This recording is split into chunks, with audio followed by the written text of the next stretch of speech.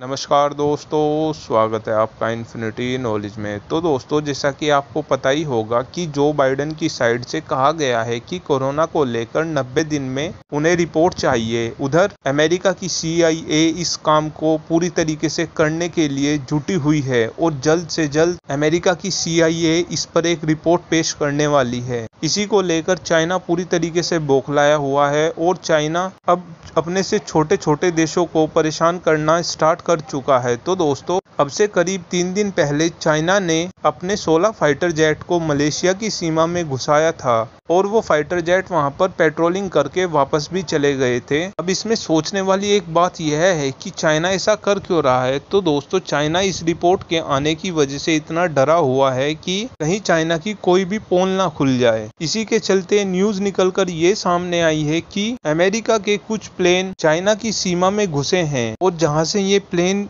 China की सीमा में घुसे हैं उस एरिया को चाइना का सबसे ज्यादा प्रोटेक्टेड एरिया माना जाता है, क्योंकि चाइना के वहां पर सभी के सभी डिफेंस सिस्टम तैनात हैं। ऐसे में अमेरिका ने अपना एक स्पेशल प्लेन का यूज कर चाइना के एयर स्पेस में एंट्री की और चाइना को पता तक नहीं चला। और जिस प्लेन का इस यूज अमेरिका ने इस घुसपैठ में किया है वो अमेरिका का अब से करीब 40 साल पुराना प्लेन है और इस प्लेन का नाम है RC-135। इसमें सोचने वाली एक बात और यह भी है कि चाइना अमेरिका के अब से करीब 35 साल से 40 साल पुराने प्लेन को तो पकड़ नहीं पा रहा है, तो चाइना अमेरिका के F-35, F-22 रैप्टर और B-2 बॉम्बर जैसे घातक हथियारों को कैसे रोक पाएगा।